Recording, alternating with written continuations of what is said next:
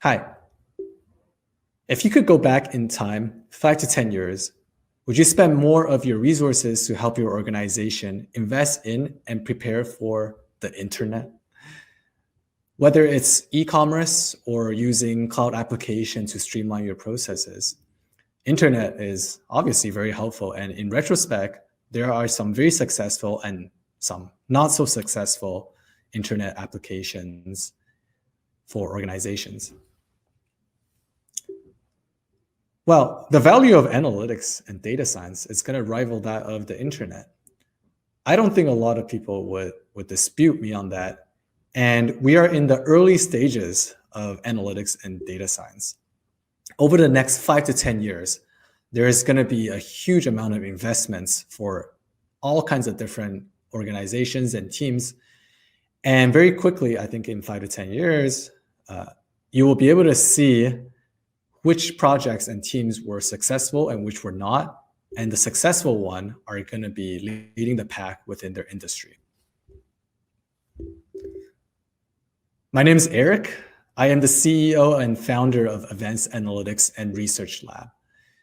Today, I just want to talk to you about some of the outstanding versus some okay analytics projects and teams. We've worked with a ton of different analytical projects in the past couple of years. And some of the projects have been okay. It did its job. We were very specific and performed all the functions it's supposed to perform. But some of the projects have been really outstanding and fantastic for our clients. And I just want to take the time and talk about why that is and some of the pre-existing context, environments, and objectives that sets up as successful and outstanding analytical projects. Some of these outstanding projects were able to help our clients achieve significant revenue and economic growth, but also help them make their processes a lot more efficient. So a little bit about me. I have 3 degrees from Western University and Ivy Business School. So I did my undergrad in business and my honors in economics at Western, and I also did my master's of science in analytics. I've done a ton of projects in analytics, whether it's on the data side, strategy side, building algorithms to building reporting and structures and things like that. We've worked with industries in real estate, manufacturing. We work with a lot of nonprofits, healthcare providers, as well as a ton of different retail and different organizations. Another thing I want to know is that I've been an educator in statistics, analytics, and economics for about 15 years. And I really think that analytics is super important. And that's why we want to really democratize that. So a little bit about me, that's more on the fun side. I'm a certified barista, and I have been teaching, I've actually took a latte lesson in Italy by the guy who invented latte art in Italy. I've also done some competitive motorcycle racing. Not very good at it, but it's a bit of an insane process. And on the right there, there's a picture of me volunteering. So actually a big part of the reason why I started my company is that I really want to work with analytics with nonprofits as well as small, medium enterprises. But there's also a ton of big projects that we worked on with big manufacturing firms and things like that. Advanced Analytics and Research Lab. We are a hybrid services solutions analytics company. And for us, analytics is not really an off-the-shelf solution or a person that you can just hire. It's an overall organizational mindset change and problem-solving methodology. And it should be available to everybody. And we really want to democratize analytics so that it could be used for everybody. Our mission is to provide organizations with the fastest and easiest way to gain full analytics capabilities. We say that for the price of one analyst, you can get an entire specialized team with who's pre-trained and are able to get on board super quickly to start bringing value to your organization. For the price of one analyst, we'll provide a project manager, a senior analyst, and a junior analyst. And the spectrum depends on the project and organization. It could be more business or it could be more technical. Specifically, what we do is that we provide analytical solutions. So we have built solutions for different industries. We also provide analytical consultings, and we provide analytical services. In the services side, we work with everything from strategic reporting to running optimization algorithms to doing predictive algorithms and things like that. And we work with the whole spectrum in analytics. And we also do a ton of analytics education, whether it's public or corporate. We also have free online resources that helps people out. So for today's agenda, I just want to do a quick intro on how analytics apply to organizations. And then I'll spend a little bit of time going through some low cost and high ROI analytics initiatives that we find super helpful for people who want to get started in analytics. And number 3, I want to talk about some outstanding versus some just okay analytics projects and teams. First off, I want to make the distinction. There's 2 main type of way analytics apply to businesses. There's analytics that supports core business. So if you're in traditional business, analytics can support various functions, whether it's marketing, finance, HR, revenue, or operations. There's very specific analytics and applications for all of those. Traditional businesses can benefit a ton from using analytics to drive their efficiency as well as their revenue. And then there's analytics that's core to business. So analytics service offering is part of the business offering. So an example of that is dashboard reporting for clients, analysis for clients, recommendation engines for products, embedded analytics in their applications, and just general web applications. And analytics is different for both of these. So analytics that supports traditional businesses are more focused on strategy and process, whereas analytics that's core to the business is more focused on the technology and productization. I'm sure a lot of you have seen this chart one way or the other. So an analytics journey for an organization starts off with no data, then data collection, goes into reporting, then ad hoc analysis, business intelligence, so more automated reporting and BI tools, and then advanced analytics, which is descriptive, predictive, and prescriptive analytics. Prescriptive analytics, people sometimes call it optimization. And then machine learning and artificial intelligence, which is the hottest topic. So every step along the way, there's an increase in ROI, but also sophistication helping drive the maturity of your processes and information flow. So going from no data to all the way to fully automated artificial intelligence, there's a ton of potential value to be added to your organization, whether it's on the revenue or the expense side. Just to note here, we work with this entire spectrum, and we work with our clients and we partner with them long-term to bring their maturity level from level 1 all the way up to artificial intelligence. Where do you find value when you don't have a specific use case? And I get asked this all the time. First off, I get asked, what is the use case that you're trying to solve? And usually we will have very specific things we want to solve. But analytics, like I said, it's very much a whole encompassing business strategy. And the number one thing is that information and confusion and communication gets better with better data and analytics. Employees go from, I don't know what happened, to I think this happened, to I know this happens 78% of the time in this time frame. And then when you're really, really sophisticated, I know if I do XYZ, 80% of the time this will happen. Data is an asset, and it's very often a very underutilized asset. And when you don't use data and it's data sitting inside a hard drive, is literally leaving money on the table for an organization. Organize it so it's usable, right? So a good analogy I like to use is you can't have a library with a bunch of stacked books on the ground.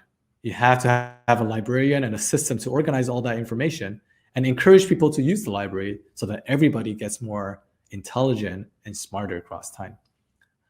Finally, analytics allows you to go from reactive to proactive problem solving. So a lot of our clients will tell me, hey, Eric, I'm always just putting out fire and I'm always drowned with just so many problems. Well, analytics allow you to go from a reactive, so when a problem occurs, you deal with it, to you actually predicting when the problem will occur and fix it before it happens. And as you all know, that will save a ton of money and it's a lot more efficient. Some problems we can solve for before they even happen. And for the times with high uncertainty, there's probabilistic models or optimization models you can use. The value of data directly correlates with how well you can communicate and implement change. So data by itself sitting there has no value, right? It's just a bunch of ones and zeros inside a hard drive. If you want to turn data into value, well, we really talk about this 5-star strategic change model. So to be an analytically excellent organization, you have to have all of these different components aligned. So you start off with the objective from the business. What is the core objective? Then you go into the process that achieves those objectives. So analytics helps track on the process. There's analytics for the process, and then there's process for the analytics. And then there's systems. So what are the infrastructure technology and systems that will drive the process? And then there's people behind those systems and for the organization. So there's different capabilities. And then there's structure. So what are the structure organizationally, as well as structures for the strategy and for the processes? All of that has to be aligned for an analytics excellent organization to achieve kind of the ultimate goal, which is to be top of the pack in their industry or in their competitive fields. A lot of organizations don't have this. And one of the first thing I would recommend for an organization that's trying to get into analytics and data science is that you should create a data and analytics and decision-making strategy, right? And here's just some pointers on how you get started on that. So first off, what is the objective of the organization? That's pretty easy. Okay, then you go into how do you track the progress on these objectives, and how do you track your most important activities? How do you break down the most important activities, and how do you improve on each step of those processes? How often are you reviewing the numbers? There should be a set structure, and everybody should have access to those kind of information. Finally, what process do you have to update your most important activities? What is the process for updating the process? And that's really a continuous improvement mindset. Education is a low-hanging fruit, and it makes a huge difference for every organization. I like to say that probably one of the highest ROI initiative you can do for analytics is to actually give everybody in your existing organization analytical capabilities. For a non-technical individual, you can probably learn the fundamentals of BI tools in 2 to 4 hours. And you can learn R or Python, which is a statistical analysis tool, in 8 hours. It is amazing to see, and we do a lot of these lessons. It's amazing to see what people can do once they have the foundation of these problem-solving tools. Then they can take it back to their organization and start applying it to their processes and information. If you don't know Excel, well, you should really learn how to use Excel. Ultimately, never stop learning. Technology moves so fast. Even for our team, technology moves super fast, and we're constantly reading academic articles and trying to see new technology products out there to try to make ourselves more efficient, and then teaching that to our clients. Understanding fundamentals of how analytics work. Analytics is a problem-solving method. And once you understand the fundamentals, then you can speed up learning all these different tools really, really quickly. Analytics will give either you or your competitor a significant bottom line growth. So it's your choice. Is it going to be you, or is it going to be your competitor that's really good at analytics? Now, going to the main topic for today, okay versus excellent analytics teams. So like I said, we work with a ton of different organizations and projects. And here are some of the pre-existing conditions we think that makes a team okay versus excellent. So an okay team, might still do their job really, really well, but they can do it much, much better with analytics, right? So an okay team has no data or analytics strategy, has poor tracking in organizations' major activities. And we always say for each manager or each executive, there should be only 5 to 10 key KPIs that funnels and summarizes what you care about the most. Some of the organization that has hundreds of KPIs, I mean, you can go through those KPIs in your meeting, but you're literally just going to be overwhelming yourself with all those numbers. So really pick and choose and focus and distill what is the most important KPIs you should be looking at. I mean, once you see certain dips and things you want to look at, then you can actually go dig deeper, but you should have top line 5 to 10 KPIs. An OK analytics team also has unstructured reporting, so no set reporting schedules, stakeholders, and no strategy on why information flows a certain way. There's data and spreadsheets in multiple locations with different stakeholders, so being unorganized. There's no process for continuous improvement. There's no learning and development programs, and there's no mandate from management to invest in innovation and technology. Finally, there's no dedicated team or person for intelligence. On the flip side, an analytically excellent team has a defined data and analytics strategy. It's driven to be the best in class and has an innovative and experimental mindset. A really excellent analytics team tracks various performance indicators for their most important activities. They have structured reporting to support strategies, and they have a well-defined system database or even just organized Excel library, right? Just being organized alone is super helpful and increases efficiency by a ton.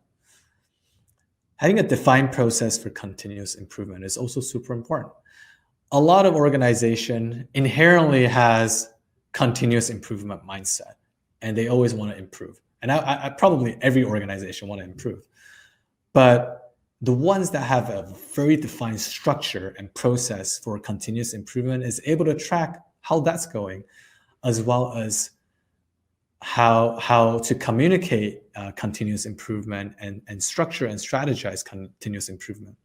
And we often find that the teams that have continuous improvement just makes less mistakes along the entire process and have better information and better data.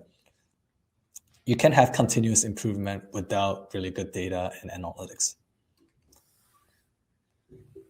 Now, an OK versus a very successful analytics project.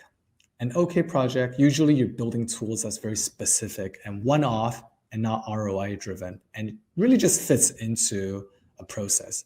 And there's nothing wrong with that, because sometimes you just got to fix what's broken or have very specific process in line. An OK analytics project oftentimes will have low adoption due to misalignment of people, process, and strategy. As well, an OK analytics project a lot of times have a lot of skepticism within organization on the usefulness of data and analytics. So in those cases, education is super important and cultural change is super important. A successful analytics project, usually the team wants to be best in class. They want to be top of the top. They want to be excellent. They don't want to just sit there and wait for things to happen. They want to be proactive. And you're usually open to explore outside of traditions and norms. They want to be innovative. They integrate tools for the whole system and the whole strategy. And a lot of times, and this isn't necessarily true all the times, is that there's cross-discipline teams. Most of the times you have to bring in the business people, the process people, and the technology people to actually build these projects so that it's successful for everybody. You use analytics to change economics and not technology. I think that's one of the most important points I can make today, and that's the point I'm going to leave off on. Analytics, it's not really a technology you buy, right? It's a problem-solving method. And you use it to change how you operate. You use it to change your unit economics. You use it to find new business opportunities.